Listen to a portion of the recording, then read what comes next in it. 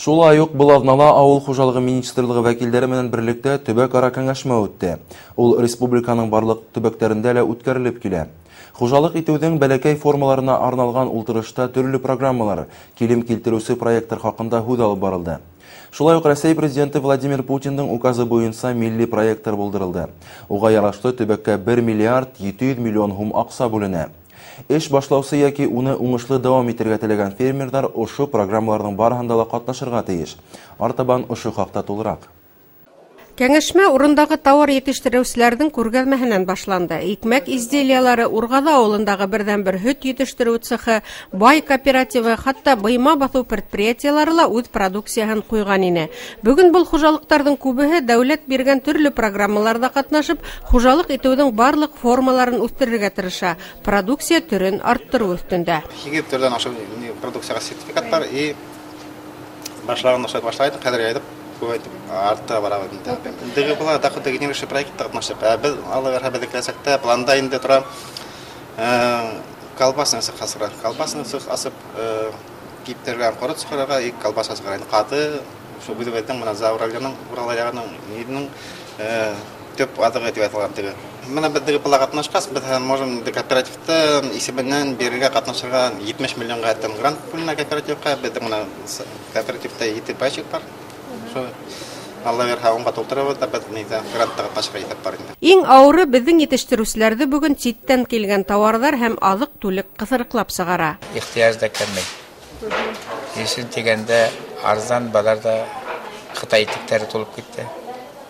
Менә быел быйма үтә баштаны, ирләр быйма. Быймаларды билекләйбез. Шуннан киез халык хәзер күп харай баштаны булай. Борынгы хамак эшләгән дип, менә быелдарына эшләр дип уйлыйм. Урал аръягы районнарында күбрәк алып килгән сеймалда эшләгән предприятиелар, эшкәртү сәнәгате юк кимәлендә. Бүген производствоның ошондай формаларын үстерү өчен килем килтерүче проекттар уңышлы эшләй. Милли проект дигән яңа программа тәкъдим ителә. Әле Баймак районында килем килтерүче 5 кооператив төзелгән, шуның 4-үһе конкурс шарттарын уңышлы үтеп киткән. Берлектә эшләйбез, шуга беделәй халык та бездә аңлай, шуга бездә взаимосвязь халык менән булгас, улардан желание бар. Фермерлар бик әүдем катнаша, республика буенча Баймак районы әйтәк, беренче урында бара. Шулай ук Баймак районыннан Әбиәлил районына калышмай, Бөрьян районынан да бик күп катнашучылар бар. Менә ошо программалар бездән 12нче елдан бирле эшләй инде.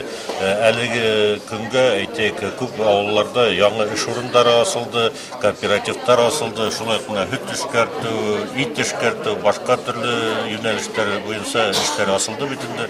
Менә быел бездән инде президент Путин Владимир Владимировичның указы буенча националь проекттар башлана. Бу националь проектларда бүген менә без кәңәшмәдә аңлатып китәбез. Безгә ошо дүйем фермерларда үстерү буенча юнәлешкә быелгы елга миллиардта якын акча бүленәсәк. Шуга без ошо программаларда аңлатып, кешеләрне ошо яңа программаларга елеп итәргә тырышабыз. Бүген ердә калам фермерлык хуҗалыгы асып эшләйм дигән кешеләргә бихисап программалар эшләй, тик уларда катнашу зарур. Ошыга тиклем үз эшен асып уңышлы эшләгәндәр ошондай проекттарны көтеп кенә йөри. Был саралар уларда артабан үз эшен үстерергә, авыл хуҗалыгында уңышлы эшләргә мөмкинлек бирә. Гөлнур Ишбулатова, Хайдар Көмешбаев, Яңалыктар хезмәте.